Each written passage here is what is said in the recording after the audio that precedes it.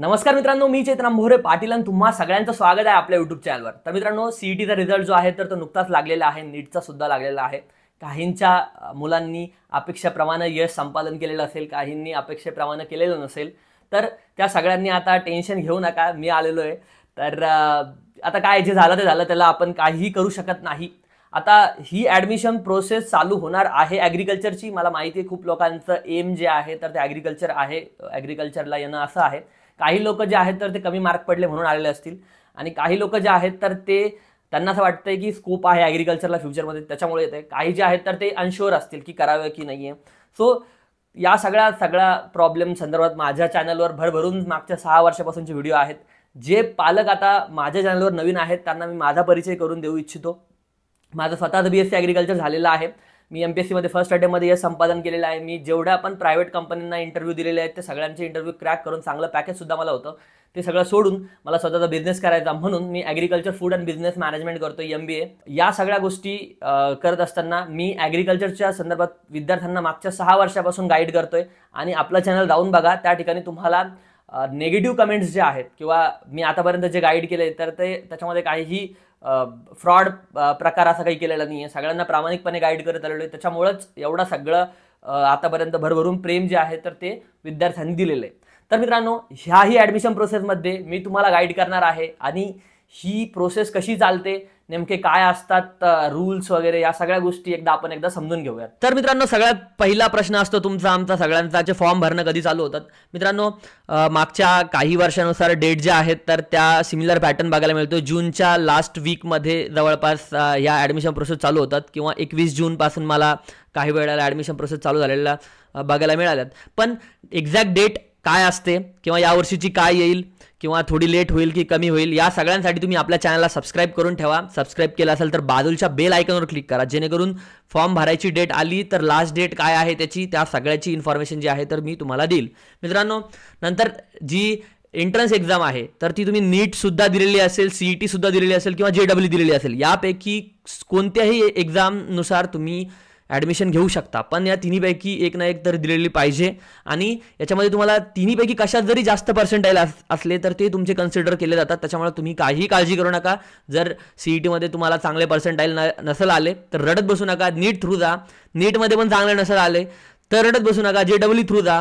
त्याच्यामध्ये पण कमी पर्सेंटाईल आले तर पुढच्या वेळेस मात्र अभ्यास करा, रडत नका बसू, थोडंफार रडून घ्या पण अभ्यास करा।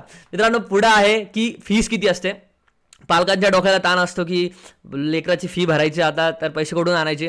तर मित्रांनो, फी जी आहे तर ती गव्हर्नमेंटला 24,000 असती, आणि तुम्हाला याच्यामध्ये स्कॉलरशिप मिळते। मुलींना 14,000 पर्यंत जाती, किंवा मुलींना मोफत शिक्षण जरी असलं तरी मागच्या वेळेस त्यांच्याकडून फी जी आहे थोडीफार घेतल्या गेलेली आहे। किंवा प्रायव्हेटमध्ये जर बघायला गेलं तुम्ही तर 50,000 पासून तर 1,20,000 पर्यंत फीस असती जर तुम्ही राऊंडनं तुमचं ॲडमिशन झालं तर। पण त्याच्यामध्ये पण तुम्हाला कॅटेगरी वाईज स्कॉलरशिप असते। SC ST साठी जे आहे तर ते अत्यंत कमी प्रमाणात म्हणजे त्यांची फीस नसल्यासारखी आहे, त्याच्यामध्ये त्यांना स्कॉलरशिप येऊन जाती आणि त्याच्यामधून त्यांचं सगळं जे आहे तर ते भागून जातं। पण हॉस्टेल आणि बाकीचे जे मेस वगैरे आहेत ते तुम्हाला पैसे लागतील त्या सिटीनुसार, त्या याच्यानुसार। टॉप कॉलेजेस मित्रांनो, पुणे सगळ्यात टॉप आहे जर बघायला गेलं महाराष्ट्रात तर। त्यानंतर अकोला, दापोली, परभणी, याच्या वाईज हे सगळेच चांगले कॉलेजेस आहेत। बाकीचे जर सांगायचं झालं त्यांच्यामध्ये कुठलंही कंपॅरिझन नाही आहे। त्यानंतर कोल्हापूर, हे आहेत चांगले कॉलेजेस, पण इथं कट ऑफ सुद्धा जास्त लागतो। त्याच्यामुळं कट ऑफ किती लागणार, आता मी या व्हिडिओजच्या व्ह्यूजवरून तर मी तुम्हाला, म्हणजे मी दरवर्षी जे आहे तर ॲनालिसिस एक पद्धत आहे माझी करण्याची, कारण मी मागच्या 6 वर्षापासून ॲडमिशन प्रोसेस हँडल करतोय, 1-2 वर्षापासून नाही। तर मला माहिती आहे पालक कुठे खचतात, विद्यार्थी कुठे खचतात।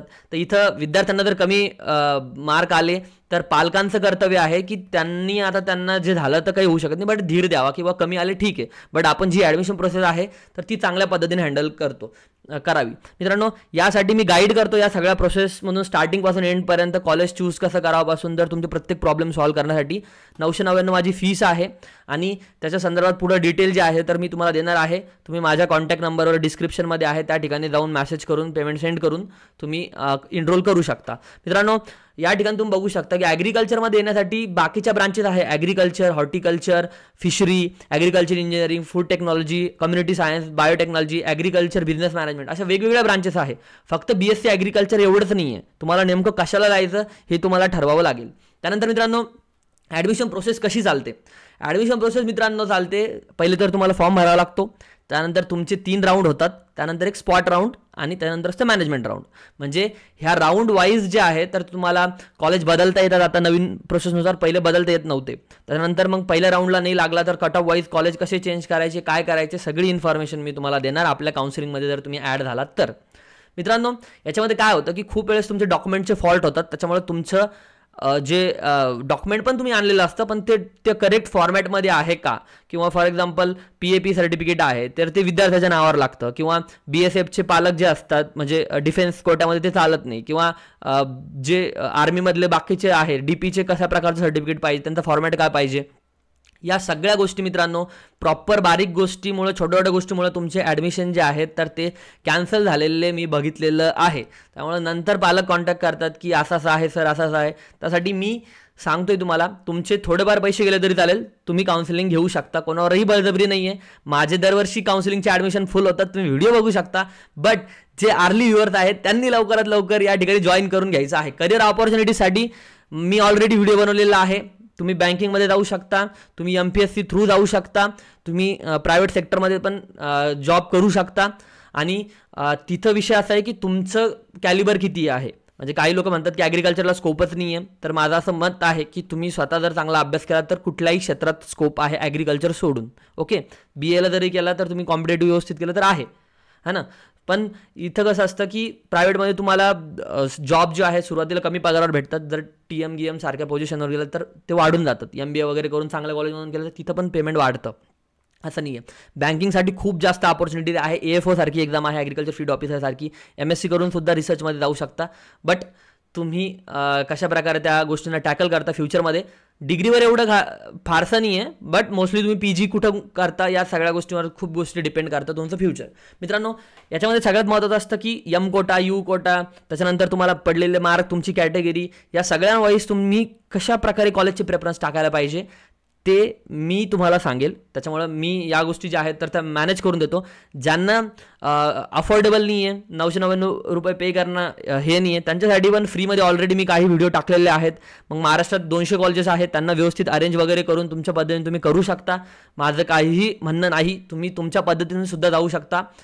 हे सोपं पण नाही आहे आणि तेवढं अवघड पण नाही आहे की तुम्हाला जमणार नाही म्हणून. मी केलं तर तुम्ही का नाही करू शकत, सो तिथून तुम्ही करू शकता. त्याच्यामध्ये मी काय प्रोव्हाइड करतो मित्रांनो, तुम्हाला जेवढी पॉसिबल हेल्प करता येईल कॉलेज सिलेक्शनमध्ये, कोणतं कॉलेज चांगलं कोणतं वाईट, किंवा याचा ग्रेड कोणता काय, किंवा कॉलेजमध्ये जर ग्रेड असा आहे तर तो नेमका कॉलेज ने पैसे देऊन घेतला आहे की ऑलरेडी कॉलेजमध्ये तेवढं इन्फ्रास्ट्रक्चर आहे ॲग्रिकल्चरमधलं, स्टुडंटचे काय रिव्ह्यूज आहे प्रॉपर त्या ठिकाणच्या, या सगळ्या गोष्टी मित्रांनो मी तुम्हाला हेल्प करतो. कॉलेज स्ट्रिक्ट आहे की नाही, कॉप्या चालतात की नाही, सगळा विषय जो आहे तर मी तुम्हाला सांगेल. ॲक्च्युअल फील्ड आहे की नाही, ॲग्रिकल्चरचे लेक्चर वगैरे होतात की नाही, हे सगळं तुम्हाला कागदावर एक दिसतं आणि असतं एक.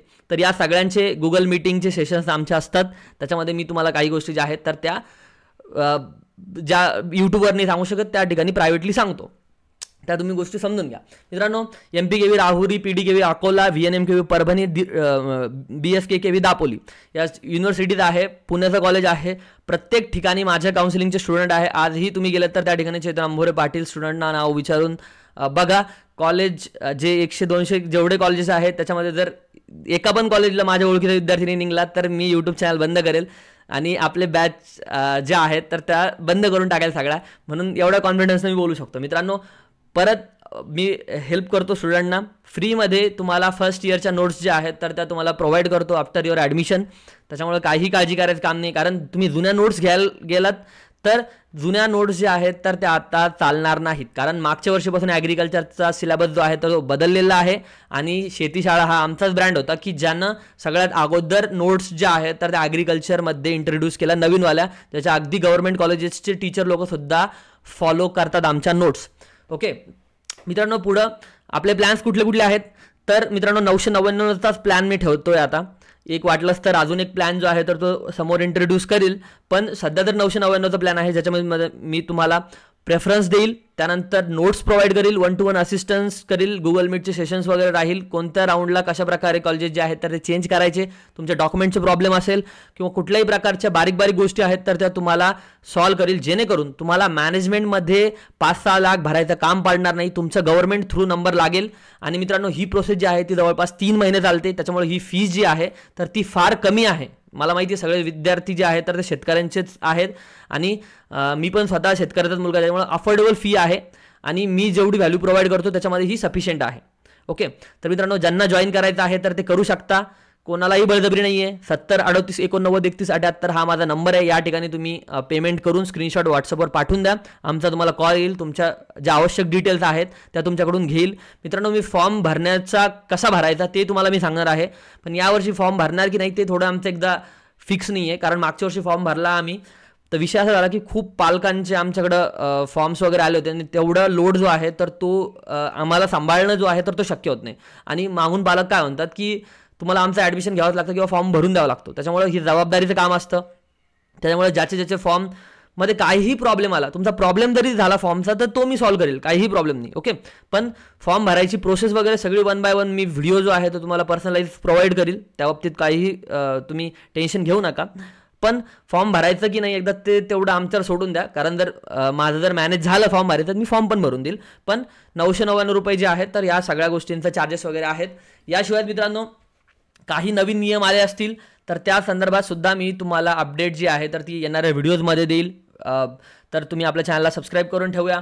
आणि परत एकदा मी सांगू शकतो की हा नंबर आहे, यावर तुम्ही आत्ताच्या आत्ता मेसेज करून पेमेंट सेंड करून या सगळ्या 3 महिन्यासाठी माझ्यासोबत जोडलेले राहू शकता. भेटूया पुढच्या व्हिडिओमध्ये मित्रांनो. आपल्या काउन्सिलिंग थ्रू ज्या विद्यार्थ्यांचे ॲडमिशन झालेले लास्ट इयरला त्यांना तुम्ही बोलू शकता, कशा प्रकारे गायडन्स केलं जातं, काय केलं जातं.